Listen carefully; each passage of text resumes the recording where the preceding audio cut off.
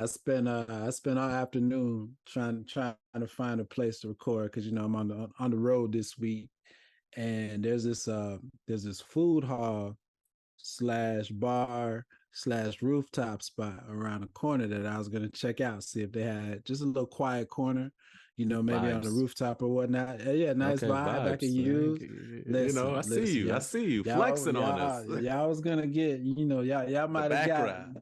I was going for it. I was going for it. Yeah, I might have had a libation or two on the left, just so y'all can get a more comfortable sands, All natural light.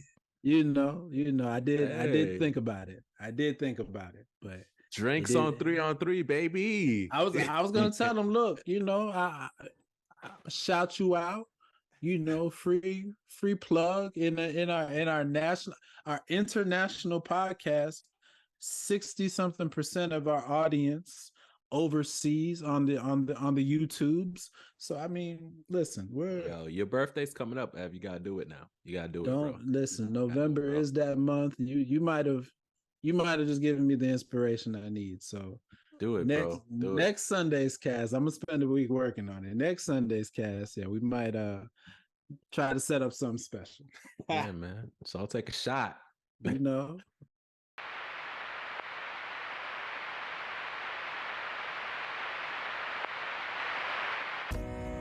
I think the definition of greatness is to inspire the people next to you. It's not something that lives and dies with one person. It's how can you inspire a person to then in turn inspire another person that then inspires another person. And that's how you create something that I think lasts forever. And I think that's our challenge as people, is to figure out how our story can impact others and motivate them in a way to create their own greatness. Welcome to the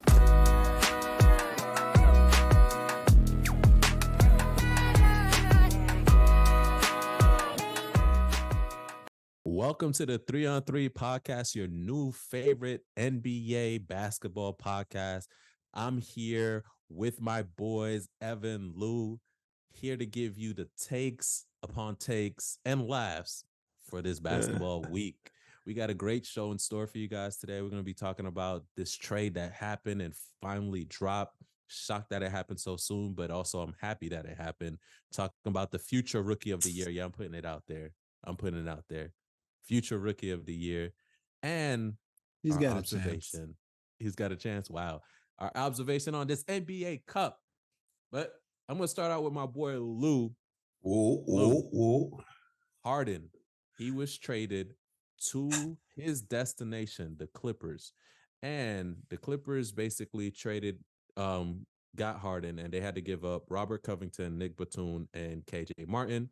And the Sixers, along with Harden, sent PJ Tucker and Philip Petrusev. Did I say that right, Ev? I think I killed it.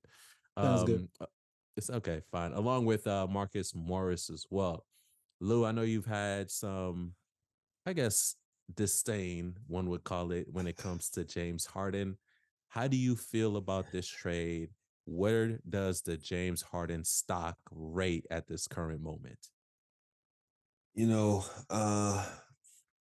I'm not sure what the Clippers are really betting on, with bringing this cast together. It's something that's going to remain to be seen. Kawhi, PG, Harden, Westbrook, like what? How does this all gel? What?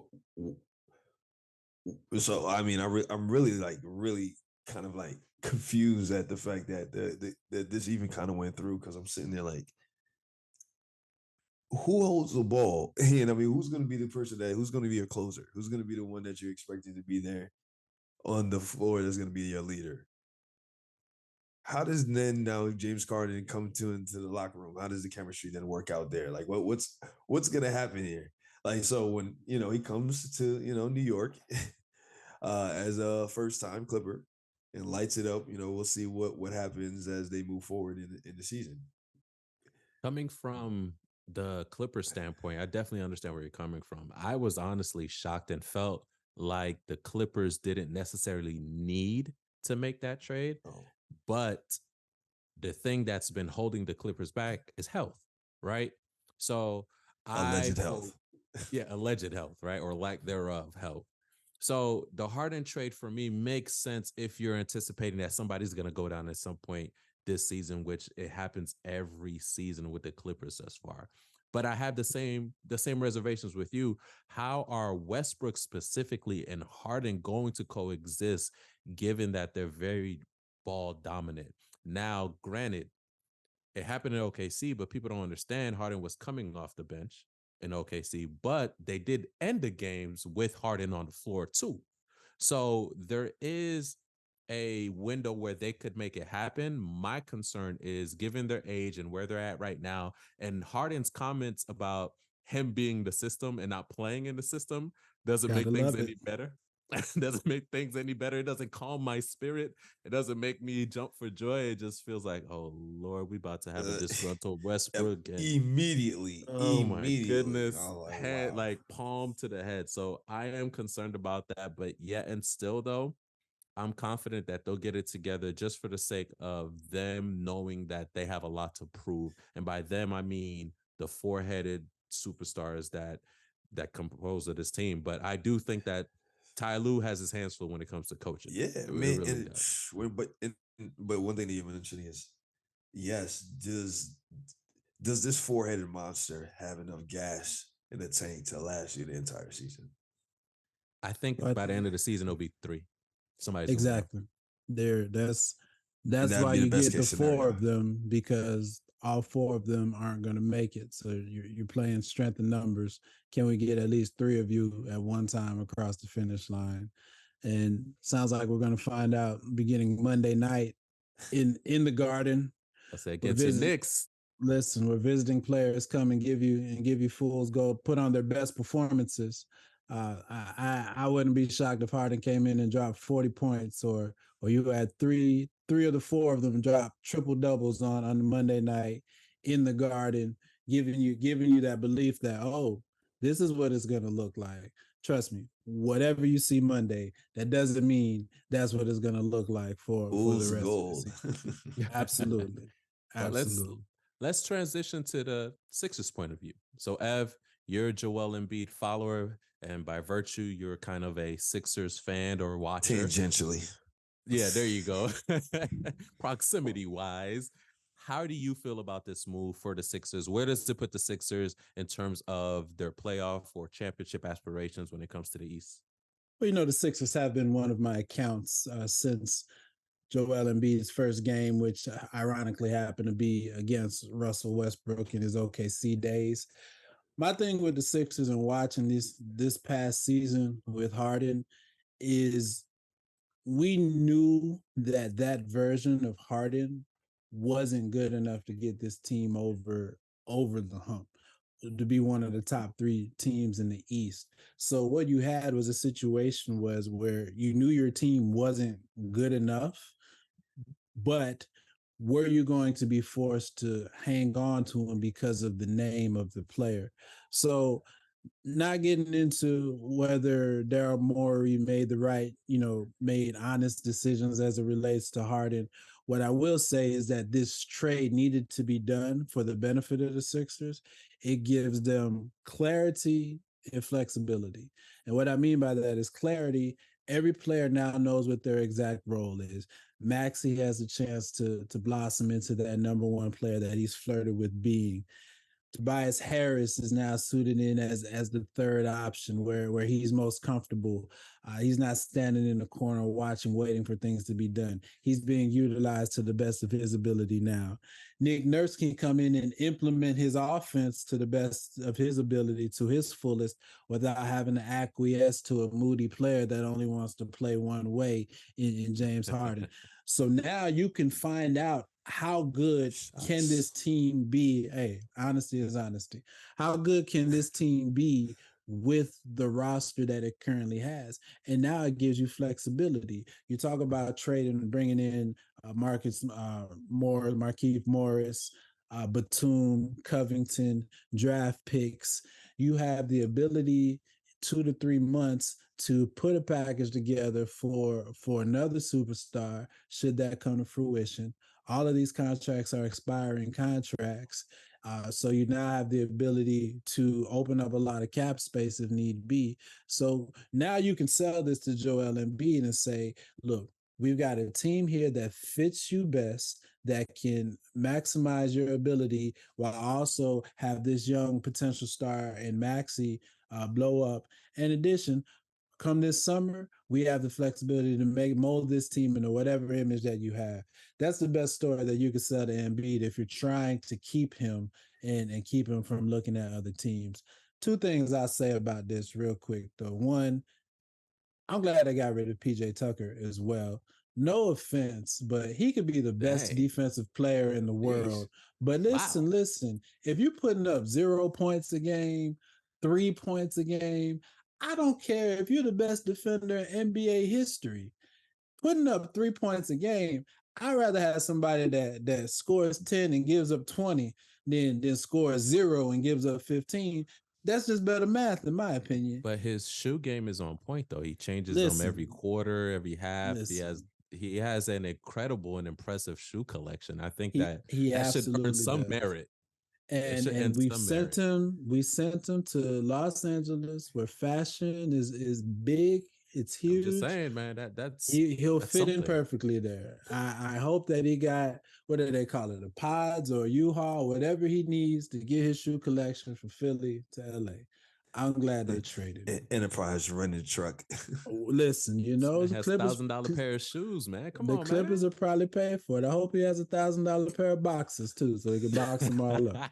All right. And then the last thing with Harden, you ever be at a store or at a restaurant and you just overhear somebody who clearly doesn't like their job and doesn't want to be there and is complaining about everything, and you hope that you could just get your stuff and get out of there. That's what James Harden reminds me of. He reminds me of a person that is Disgruntled employee. a perpetually disgruntled employee. Toxic, And toxic for the work environment. toxic. He brings a toxic work culture, and so for me, I'm glad the Sixers got him out because they weren't going to win the championship with him. He was just going to bring the culture down. Now they have a chance to breathe easily. That's my take on it. All right. Well, give me one more take on this question. So does this trade quell or exacerbate the Joel Embiid trade request rumors? I think it gives them some breathing space. And so what I mean by that, I mean, you gave me two fancy words there to choose from. I think Get my I'll Stephen go A. with, Smith on, man. Come right. on, man. I think I'll go with quell. And what I mean by that is, I truly What do believe you that mean by that? game one versus the Bucks, I don't think Joel Embiid believed in the team that he had with him. I think he was frustrated with the situation, and he came out and showed it in his play. I think the team played harder than he expected. Kelly Oubre has looked great so far this season. That's a Max has great looked pickup, man. solid. Yep. Tobias has looked the best to start the season that he's looked in years. And so I think as each game has gone along, Embiid is seeing, okay, I got something I can work with here. The offense is still getting me the ball, getting me my touches. I could rock with this. The general management, they're selling them on, look, we got the flexibility. We can still make another move, but we got the pieces here. So, I mean, they're off. They're looking good. Keeping Winning. the process growing. Listen, man, Process keeping the going. process going. Long live the process. Wow. Yes. And listen, I'm gonna be honest, like you said, they're still the third best team in the East. With or without Harden, they're still the third best team. So if you're Joel, you really can't be that upset. It's not your fault that they acquired Dame. It's not your fault that they acquired Drew. That had nothing to do with you. At the end of the day, your team is still third best. And that's my only issue with Embiid is his overall demeanor at times can come off like he's pouting or that Very much so. yeah, he's very down on the team and sometimes even on himself too. And that to me, if you're the leader, it can really just demoralize your team. But what I will say is this, that Kelly Oubre pickup is good. He's what you call a chameleon player, meaning he fits into the culture of the team. So if he's in a team with bad culture, doesn't play well, he's not going to play well. But if he's in the team who has players who play hard and want to play well, he's going to excel as well. And I think that's a perfect fit for you guys, Evan. And I do think they legitimately have some breathing room to satiate Joel Embiid, and He's maybe on a roll. maybe He's on a roll. he gets Yo, you focused see it, right? and he just goes, man. You know, I'm We're gonna pumping the write these words adrenaline down. from the game. It's the adrenaline. I'm gonna be done after this, though. I'm knocking out. Well, So exacerbate and satiate. satiate, baby. We're on a roll, man. Do Linguistics, it. baby. English is my second language. Anyway, but that's how I feel, man. I really feel like you guys are third best, and you can't fault the Sixers for what happened on the trades on the other team. There's nobody out there right now that they can go after, but like Ev says, they do have some packages. They do have some breathing room to make some magic happen. So if you're Joel, go out there and ball. It's Go out there and ball and make them think about voting you for another MVP. here's Go the out there and ball. here's the other side of this though. It's not necessarily a position now. It's the fact that what have you seen as a pattern in decision making from the front office to put you in a position to be better? And consistently, Philadelphia's front office really haven't got it right. But they So to their defense, not that I'm running to it though, they have changed their front office in the past couple of years. So their front office, when they acquired, right, when we were talking, when they had the 3 number 1 picks, when they had Markel, when they had Mr. Don't Want to Shoot, when they had Joel, it was a totally different front office than they do have now. So I will say this front office, in my opinion, if you follow them closely, so you would know better than I do, has been performing better when it comes to making moves than the previous front office. I will say that. But there is some lingering, right? There is some lingering effects. At the end of the day, though, if they're trending in the right direction, I'm okay with it as a Sixers fan. no, That's for sure, that's my for sure. I'll give Daryl Morey this. His stance was that he didn't want to trade James Harden unless he got a star back or the means to acquire a star. I'll say that he did accomplish that with this trade, with the draft picks and the number of players on expiring contracts that he received. He has the ability between now and the trade deadline to put together a competitive package for the next disgruntled star or the player at the end of it, at the end of the line that comes available. Who's the next disgruntled star? I mean, Pascal Siakam, let's bring the Cameroonian connection together. That's one idea, or player to be named. We don't know yet, but there's always one. They're always coming. He's in position to acquire that player, and he's giving Maxey the leeway to fully blossom into what he's going to become, and the returns on that have been good so far. So I think we're on the way. Okay. All right, guys, on the way. Speaking of up and away, that Wemby boy, that Wemby magic is happening. Ooh. Wemby put on a show. I think he performs well in high temperatures because Phoenix got all they can handle. All they can handle this week, losing twice to Wemby. Y'all, is it too soon to declare him the unanimous rookie of the year? Is it too soon? What are y'all thinking? Has he shown us enough? Is he living up to the hype? Listen, man, I'm excited. I tune into the Spurs, man. I'm not gonna lie. I tune in.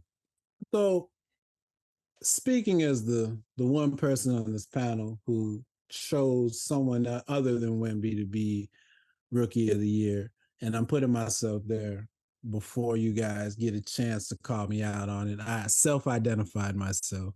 But speaking as that person, I'll say it's a touch too soon, just a smidge too soon. And by that, what I mean is that we're 2 weeks into the season.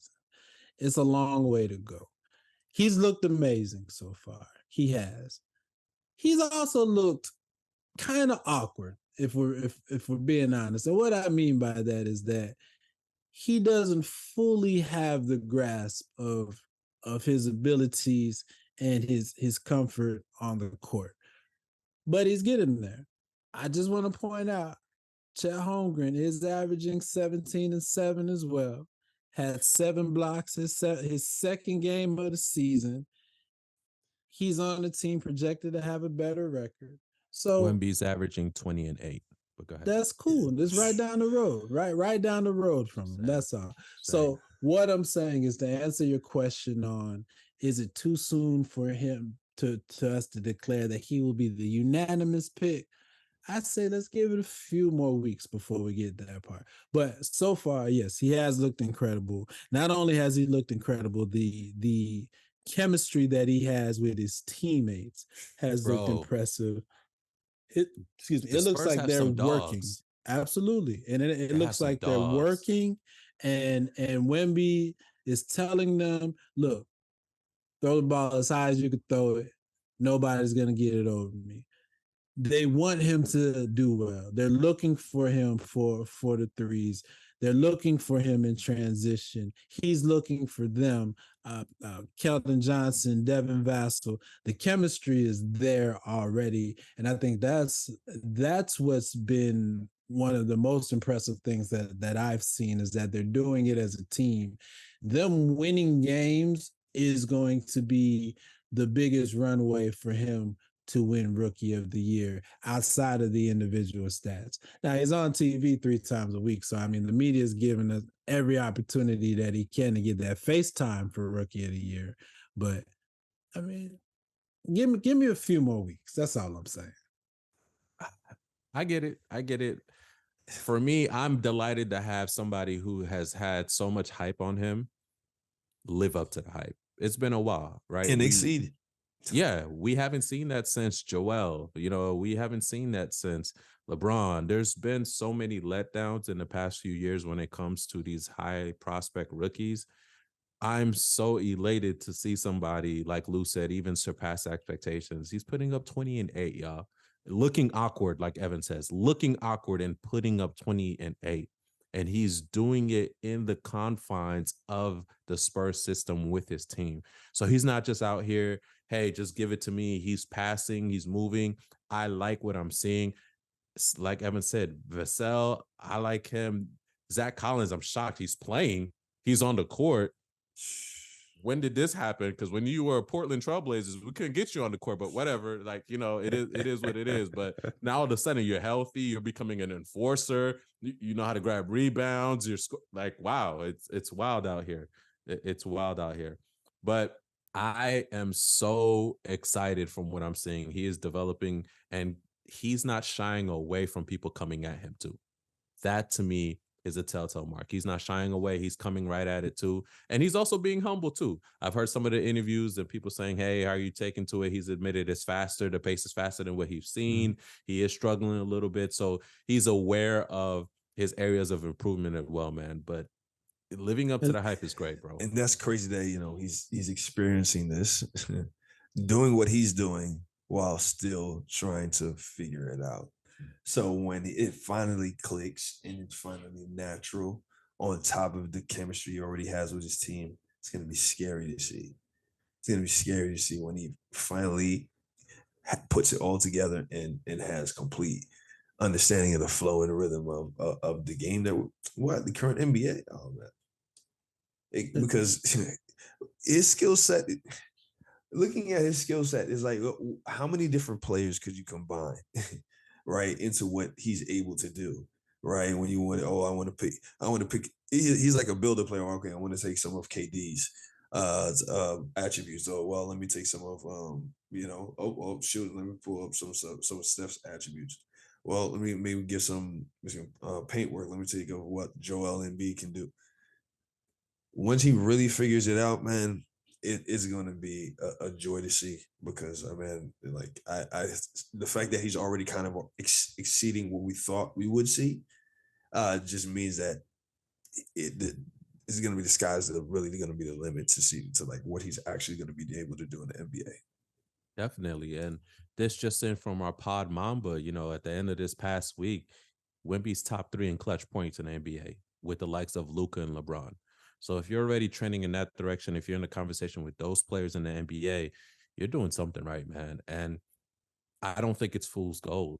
Not that Evan is saying that or anybody's saying that, just to borrow your phrase, Ev. I don't think it's fool's gold. I think he's really going to be that dude. Yeah. And what I like that I'm seeing, similar to Lou, is you can tell he's trying to figure it out because Pop will take him out when he starts to get disjointed.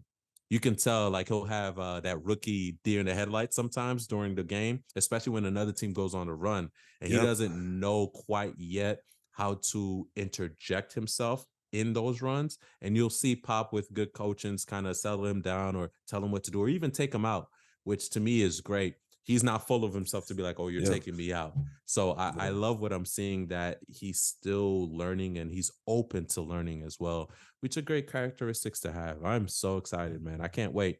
I am also watching Chet. I like Chet, and I like what I saw between them in the preseason. So I love what I'm going to see when they go head to head, because they do go at each other, and I like it. I do think that Wemby's going to be, it may not be unanimous, but he's going to be highly favored to be rookie of the year just because of how he's exceeding expectations, and he already has so much hype on him, man. So At the what end of y'all the day, said man, about the speed of the game and that's what I mean by the awkwardness. I feel like he's still trying to figure out, okay, what moves can I hit and how within the confines of the speed of the NBA game. And I think what you're saying to Pop's coaching of him is they're still trying to figure out. What I've always heard about the NBA is that everybody in the NBA, or at least 99% of folks in the NBA, is they're good at a lot of things. But what coaching staffs hone down on you is, what is the one thing that you're elite at? And then that becomes your role. So the players that are superstars is because they're actually elite at a lot of things. But the players that become your role players are because, look, you're an elite rebounder, you're an elite three-point shooter, you're an elite defender, right? So you have elite defenders who probably average 20 something a game their entire life, 30 something a game their entire life. You're not elite scoring though at the NBA standard. So that's not what your job is anymore. For Victor, it's going to be interesting to see, okay, yeah, you've got this perimeter skill set, right? You've got, of course, everything interior. You've got a defensive skill set. What are you ultimately going to be elite at, so that they shave down his game to focus on his elite assets? So is it going to be, is a year from now, is he going to be dribble pull up 3-pointers, or is he going to be a spot up 3-point shooter? Is he going to have the elite post game, or is it going to be more mid-range elbow game, whatnot? It's going to be fascinating to see what he becomes elite at and what the bread and butter of it is. Right now they're letting him do it all, kind of see what sticks, and it's a joy to see. But it's going to be great to see what he becomes elite at as he refines his game and gets stronger as well. what I like seeing out of him and what I think he's already elite at is the mechanics for somebody being his height. Traditionally speaking, players who have come in at Wemby's height or taller look awkward. They can't dribble, they have trouble with their footwork or something, and he already has the mechanics. If you think about elite big men in the past years when it comes to handling the ball, there's been a lot of them who struggle, or when they first came in, they struggle with those mechanics. He already has those mechanics down pat. And to me, that puts him leagues ahead of people who've come in at his position. So he's set up for success, and he's going to be a joy to watch, man. He's going to be a joy to watch. He's also taller than 7'4". They need to stop telling us this story.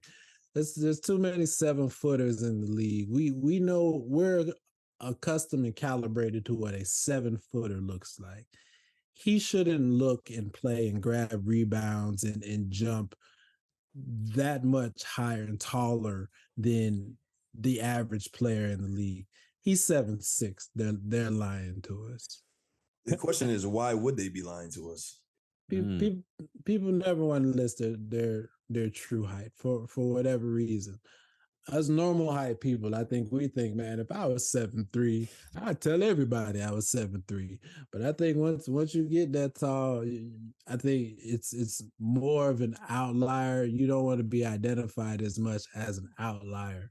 And so people, that's almost like the first thing they know or think of or remember about you. Like, he's 7'6", he's 7'5", he's 7'7". But No, I mean, that's what makes your mouth drop even more. He's 7'6" doing this, Ev. Think about it. Yao Ming was 7'6". He's not doing that. Do you get what I'm saying? Sean Bradley, 7'6". no, Not even I remotely. Not even agree. Boban, 7'5". They're not Not moving even like he is. remotely. I just don't know if he can do all of this The closest at is an elite Kristaps, schedule. 7'3". True, true. I just think his game will. I mean, listen, he's looked he's looked. I hate using the word awkward, but he's looked awkwardly amazing so far. Yes. What he's had the ability to do Oh, thus that's far. perfect. That's Yeah, perfect. they're just he's got to continue to refine his game because, well, I won't get into the specific matchups. I think Phoenix was a unique showcase of his skill set from the standpoint of, you've already given me the platitudes on the one center that they have on their team. You've given me your honest, lovely feelings about Yusuf Nurkic, right? The So elite Phoenix, center. exactly. So Phoenix was a team uniquely skilled for him to take advantage Top of. notch. So it'll be interesting as he continues to go, as teams scout for him more and more, just how he grows, and he's shown the work ethic that he's gonna continue to grow. To tie this back to the rookie of the year conversation, though, if the Spurs keep winning and stay competitive, then yes, it's over. There's nothing else to discuss. If we get a month or two from now and the Spurs aren't winning anymore and OKC is winning, there's a little bit more of a discussion to be had. That's my stance, and that's why that in itself just has to play itself out. That's true. I was trying to name some teams that I think they would struggle against. Teams that are having the big guards and forwards. Denver comes to mind. When you got Porter, you got Gordon. So those who can not only defend you going east to west, but vertical up and down as well too. I think they will have, like you said, a little more trouble with that. Whereas Phoenix, they're not giving you that problem. The And Lakers are going to have a field day with him I can see that as well too. I can see that because as well too. LeBron and AD are going to be up for that challenge, and they're going to Christian Wood, Jackson Hayes, Rui. They're going to have them all talked up for that. He might drop 40 on Golden State, just because Kevon Looney's out there. Draymond's going to have something to say about that, but just from the standpoint of size, teams without size or big forwards defensively, he's gonna have nights like he did against Phoenix. He just is. But teams that have size, and not necessarily just the center, right? But like you said, that have bigger forwards, that have a defensive identity, interior. What about He's Boston? I think Boston he'll have some struggle with it because just they're a good team defensive team. That's what I was just saying. They have good defensive, and they're long on their wings, right? With Jaylen Brown, you got Kristaps even there, and Al Horford. So I do think that it'll be a challenge. I'm interested to see, similar to what you're saying, is it's in those games he finds out what he's elite at, right? What's his go-to move? Is it the turnaround? Is it, hey, let me post and give you the Wilt Chamberlain finger roll like Christian was referencing before off air? So it's interesting to see what he does in those games. I do think he'll rise up to the occasion, but I do see maybe a game of mundane, mediocre, 15, 12 in there. He's not going to get 20 every night, but it's still good to see him live up to it, unlike Scoot, who can't even get on the court right now with the Blazers. Oh man, So single digits. 5 You know, points. they told him this is a guard driven league. So I mean he's gotta get in line and take his lumps. And Well, he needs to sometimes start acting like a guard. To be And fair, Well- Hans, to be fair, who has looked good in the rookie class in the top 5 other than Wemby? Chet. what's his Chet has looked wasn't. good. Chet's And look Chet good. wasn't part of the. That's true. That's true. Chet wasn't That's part of true. this past draft He class. was last year's top five. He heard Brandon. it. Brandon heard- Miller's look good. Brandon, Brandon Brandon Miller's look Miller's good. look good. Brandon Miller's looked a lot better than he looked in preseason. I mean, he's all right. I mean, I'm just saying, don't sleep Don't sound on like him. a Don't hater, sleep bro. on him. Don't be a hater. Brandon Miller's looked Thompson pretty good, twins, though. both Thompson twins have their moments. They're Maybe living the up to their name Detroit, the defensively. Detroit one, yes, maybe he's Oh, been so- getting a lot of I think that's rebounds. Oh, I saw. so- Yeah, I saw. yeah. He just He can't cooking. shoot. The Houston can't one, yeah, shoot. he I don't know what's going on over there. They're not even playing him. Well, Houston's a whole Yeah, I was about to say Houston. Who knows what's whole going on nother over there? another story. Jesus. None of their draft picks of the past 3 years are looking good, but that's my look, take on that. Your good old Brandon Miller over here had 7 points, 1 rebound, 1 assist, 3 personal fouls on 3 and 12 shooting, 0-5 from 3 today as we record on Sunday. What about the wow, last wow, two wow, games? wow, why wow, are we wow. picking and choosing games, man? That's No, not I'm just fair. I'm just telling you what he did It's today. not fair. That's I'm not just telling fair. you what he did today. Listen, How convenient. How convenient. first 2 weeks in the league, man. First 2 weeks in the league. What about the 23-point game the other night? Now I have to go pull it up. But anywho, And now we gotta look up stats, right? right? Got me looking up stats in real time, man. No, but I do think that His last 3 games, 7 points, 10 points, 10 points. I'm gonna get you. Don't worry. On average 29 minutes a game. Like, all right. What's wrong with 29 minutes a game? I mean, the PER 36 minutes averages are not looking good for an old boy right now. I don't know. I'm just saying. 29 minutes off the gate? What's wrong with that? Nothing. I'm just saying.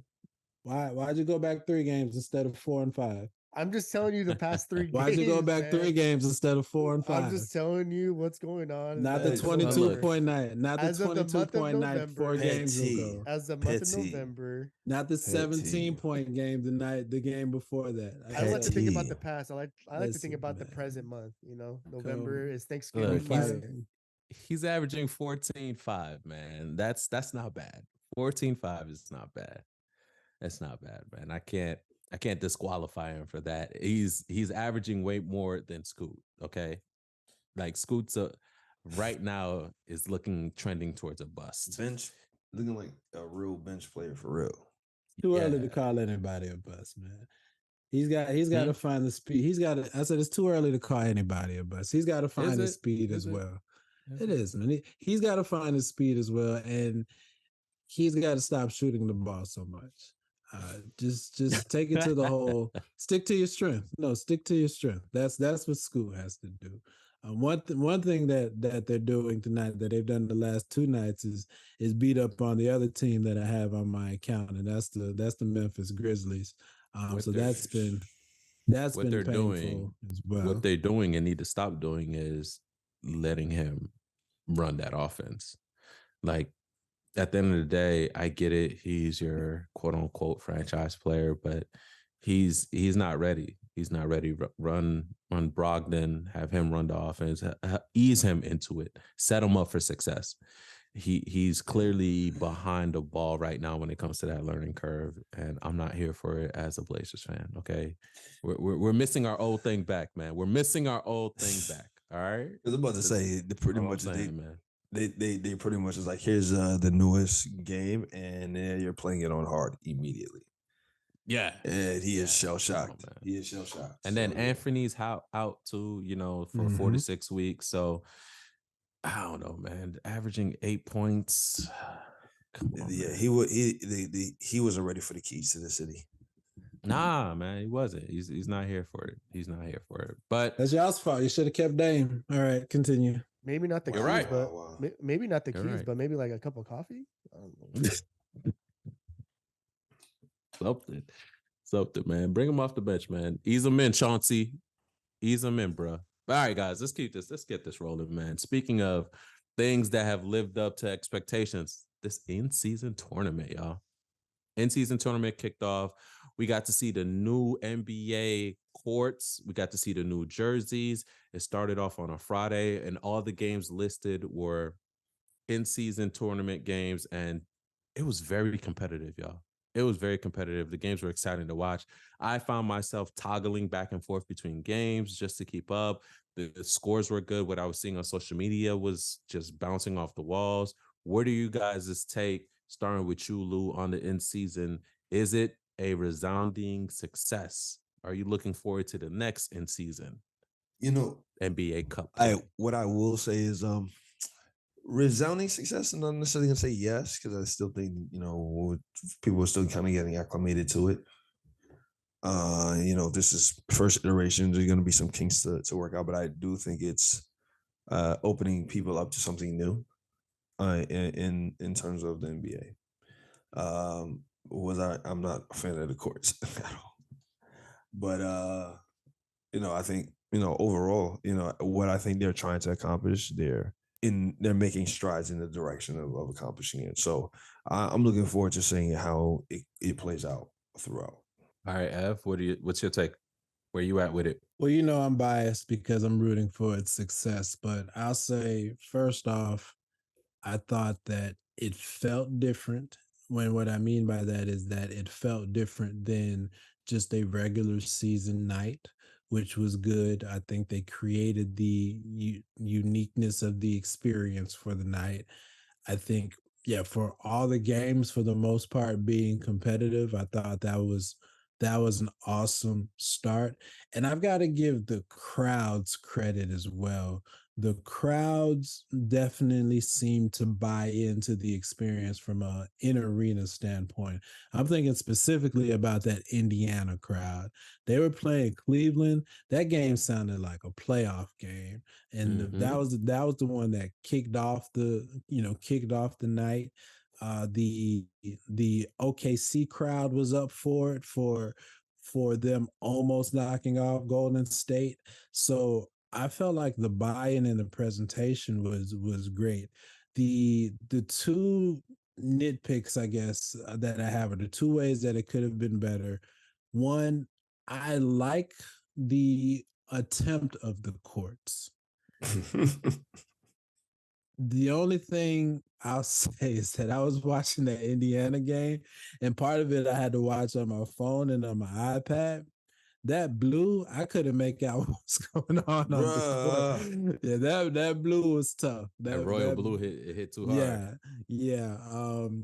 There were three different teams that all had the same shade red. I think Yeah. Miami, Chicago, and Portland. I Portland. was okay. We should differentiate that maybe a little bit. So the courts themselves, while I love the attempt, I like the cup showing in the middle. I, they'll get better. They'll get better next year, the years to come, and they'll take the feedback and do better. But I like the attempt that they had of it. And the only other thing was that there wasn't really any upsets on night one. It came close, but there weren't any real, oh, this big team got knocked off. And I think that's what's going to really shake up the tournament, because if it's all just status quo, there may end up being a little less long lasting excitement of the games. When you get some upsets and some surprises, I wouldn't call Indiana over Cleveland really an upset. I think those two teams play close all the time. So until you have those real, oh, this team got knocked off, I think that the excitement will be capped to an extent. But all in all, I enjoyed night one. I'm looking forward to night two on Friday the 10th. And I'm in the camp of the NBA has put together a good product that's only going to get better. They look like 100%. They look like pro-am courts. The only thing missing was like an MC in the middle of the court with the mic just emceeing the whole game. It was like an Oh N no, one. you're It was like right. an N1 event. I had that thought, but so to that, and so that's one of, like, in my casual friend groups, I was getting all of the not disgusting, but all the texts about, these courts are ridiculous, they're hideous, it's unnecessary, et cetera, et cetera. Okay, don't worry about how old I am now, but 17-year-old me, right, would look at that like, those are awesome. And not only that, I can't wait for them to update on 2K so I could play on those courts on NBA 2K. And so I have to think that that's what the league is going for. The younger fan is excited about that. Not to mention that, but the city edition uniforms as well. Like like there's a group of fans that likes that think that, that looks cool, that looks awesome. And so, the I NBA think has already there's gotten the money of the old heads. They want I to think get the there's a new group of generation. fans that like the change about it. Now the Mhm, design just lacks somewhere to be desired. I mhm, think they should do what they've done in previous seasons. So remember when they have like the street editions and then they'd have some different court colors mhm. specific to that country, not country, specific to that Yeah. city's Yeah. culture and everything Mhm, like that. So for Brooklyn, the Basquiat logos and crowns and things of that nature. Yep. Miami, the Vice City colors, the pink mhm. on the court. That's where I think they should go. Now, the one commonality I think should be the cup in the center of it. So it's an in-season tournament game and it's a cup. But give the teams, the city, their buy-in, their cultural representation, their city, something to go for, put on the court so they know, like, yo, you're in our city. Then when you see that, I think that would be great versus those loud stripes of colors that just throws kind of like the viewing of it off. Well, I will say this to Ev's credit, the games have been more competitive. The only game that was won by a margin of greater than 10 was the Dallas Denver game. Every other game was within 5, 6, 7 points. So it was And it even was that one, close. Dallas kept fighting back. Like Exactly. Yeah. yeah, it was actually the least competitive game was, I think, Miami Washington. Hmm. And Washington, I think they closed. I think it ended up being like a 5-point game at the end, but the game itself wasn't that close. But from a competitive standpoint, yeah, even the Denver Dallas game, it felt close, although Denver was keeping the score at a distance.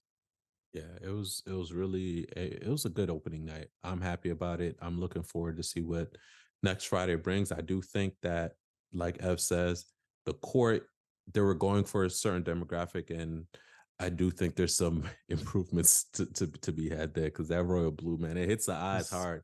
It just reminds me of tone it down a who little does bit. it in football? Which university has the blue field? Boise State. Uh, Oh Hmm. yeah, but Boise. yeah, Yeah, Yeah, it's a Boise like State. couple, but it's a couple of them. But yeah, it's a couple though, but like it just that's what it reminded me of, that loud royal blue. And I'm like, Did what you are we see doing here? no, what? Did you hear what JJ Redick said on there? Mm-mm.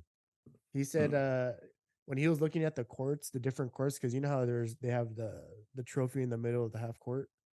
He said he was looking at the Clippers court and he was Oh, just so confused crazy. because they don't have any championships. So he was confused why they had Wow. He said they're never gonna win a championship. So why do they have a trophy in the middle of their it's court? the only one they'll ever get. Yeah. Wow. The Clipper hate is real here. Well, he Oh, used to play for the yeah. Clippers, so which makes that weird No, because Richard Jefferson was like, "You're part of the problem because you were part of that team that we lost know we 3 games we- to one against the what Hmm. was it, the Warriors or the Rockets? the Rockets. The Rockets, Yeah. yeah. yeah, but Ironically, James Harden, a part of that game, best known for sitting out most of the big comeback for the Rockets when they Yeah, were he was on down the bench on 3-1 that. Yeah. on the bench with a towel on his head. But that's Disgruntled. yeah, yeah. I will say Indiana's court turned up a little too much. Indiana's jerseys though were fire. Those black indie jerseys they had, I like those, but that's just me. I feel like we could do more with the jerseys. I still feel like they're a little plain Jane. What bro, I happened? think Like, I want to know who was like. I would look. I should have looked into this. Like, who were the folks that they partnered with to design this? Because it feels mediocre in a sense. well, I, Lou, I I don't know if you think remember this. Didn't they change though? Didn't they go from one company to another? And I Yeah, don't They're know if with it's like Nike Adidas to now. Nike. Yeah, they yeah. went to It's like Nike like Adidas, 5 years ago. Adidas, Adidas to Nike, Nike. Yeah. and And Nike's ruined Adidas, it. The Nike's been problem is they're terrible. coming up with them every year. That's what the problem is. You can have listen, Nike has a creative and a marketing team that's probably the size of a small country. But there's only so many jerseys you could come up with every year. That's my take on it. So when you're changing these city edition jerseys and these alternate jerseys every single year for 30 different teams, some of them, listen, you're just not going to come up with anything more, and what you're going to get is some lackluster attempts, and that's Or they're not plugged in, or they're not plugged well, into the city. Because absolutely. them city editions with like the Miami Very, Vice when Adidas was bruh, doing it, the Brooklyn so and Brooklyn crisp. jerseys were Oh, no, no, hard, no, bro. the Vices are the Nikes. Those, It was those new Nike, Vices yeah, are the Like Nikes. How they went from the teal to the, I think they went white, then teal, then pink. The Vice ones are the best one. Well, the Denver, let me slow down. the The Vice Denver. ones are some of the Come best. on, The man. Denver ones are some of the best. Although the Denver ones continue to be recreations of their jerseys from the '80s. But if it ain't broke, don't fix it. The Basquiat ones in Brooklyn were nice. Hard, bro. So I mean, yeah, there's some clear winners out there. My point is that you're not gonna have so many of those for every team. Like Detroit, I think they had some odd colored one 2 years ago that it just didn't hit at all. Um, Atlanta, a lot of folks love the peach tree one. I won't say where I stand on it, but there's some that just like I said, you can only create so many different jerseys for a team before you've ran out of ideas, but you had to have something by the deadline, and that's what some of these teams' jerseys look like. They ran into the deadline. This is the best that they came up with for the year. No, it's more than that though, because like look at the Utah Jazz jersey. Look at I'm their new about to city say edition. that. It looks so bad. It looks like it was made by a high school computer design Yep, person. absolutely The basic. font so generic, the jersey so generic. It it looks awful. The color is generic, and this is Nike's problem too. Their colors are so awful, man. They look like they're like highlighter colors. It really, yeah, I know in terms of when it comes to sports and fashion, but like, it, yes, there's but so many designs you can make, but they're just simple, basic things that you can do, even with the designs that you already have in place to make them more palatable. And now it's one of the biggest things. Sometimes it's not necessarily the design itself, but like like color scheme is a major thing that either makes something palatable or not. So, but they'll continue to work it out. Like you said, man, I'm sure they'll continue to get the feedback and then they'll implement things as they move forward. So That's true. And I mean, we stole what the NBA Cup from other leagues that are doing the cup. Maybe we'll look into some soccer jerseys and, look into that for inspiration and start to go down that road. I mean, I know we're nitpicking, but I I want us to go back to the days where people were rocking jerseys. You feel me? Like as part of fashion. Like nobody's doing that no more. Matter of fact, now you get clown for rocking a jersey if you're not going to a game.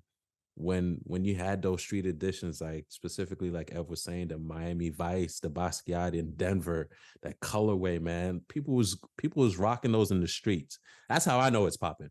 When I'm in Blaming the on A and I'm out there and I see a dude who ain't never watched the Denver Nuggets rock them shorts or rock the hat, or a dude who knows he ain't never been to Brooklyn rock that Basquiat. That's how I know it's popping when I see it in the Atlanta streets. So facts. I think there's some tapping in that they definitely got to get into to get connected, man. Let's just all go back to, size 3X throwback jerseys, and take it back to the glory days when life was good and less stressful.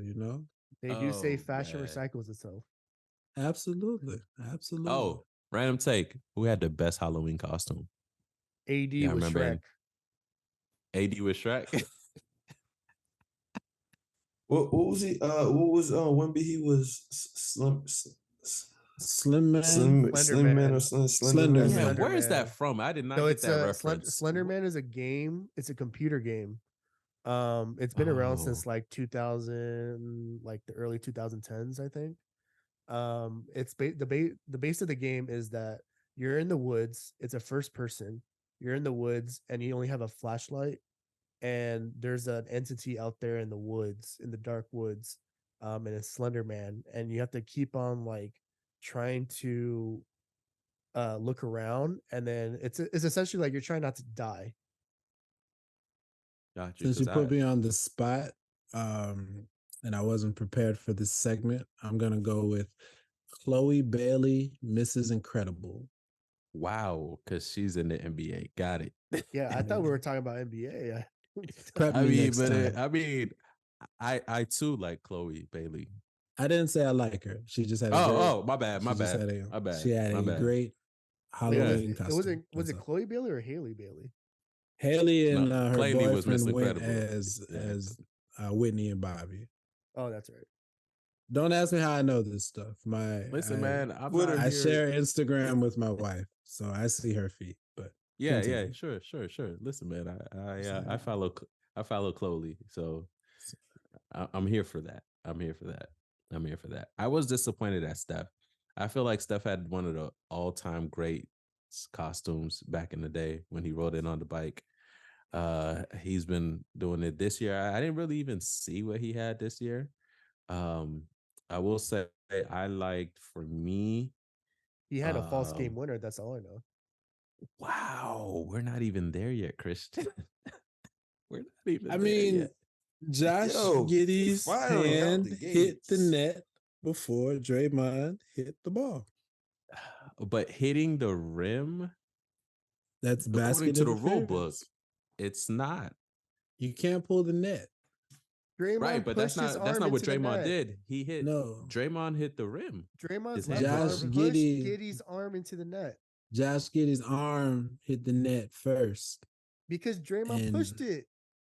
listen, They're not gonna call that, Christian. add They're that not to gonna call that. Draymond's list, okay? Kicking Steven Adams in the groin, hitting LeBron James in the groin, stepping on God. Sabonis's chest, pushing Josh Giddey's arm into the net. All right, so we got ball kicker, arm pusher, chest stomper, chest stepper, Yes. chest stepper. Stepper. Yes. Chest Yes. stepper. What else? What was that? What was that? He has good footwork, as you can I'm tell. forgetting what it's LeBron from. Footwork lover. is elite. Draymond is a great habitual dancer. line stepper.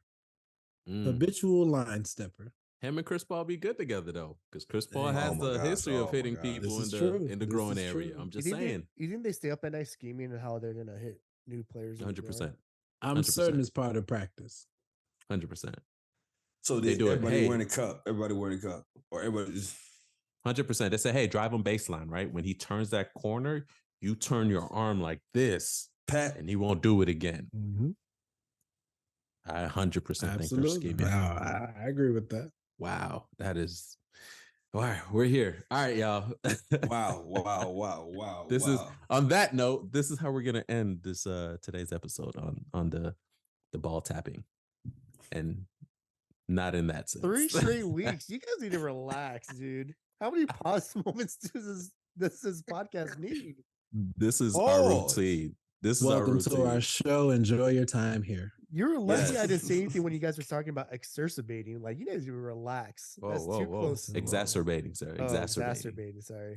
Yeah. Exacerbating. Doctors say it's healthy to do that regularly, by the way. Yeah, I bet they do. All right. Go quell yourself, sir.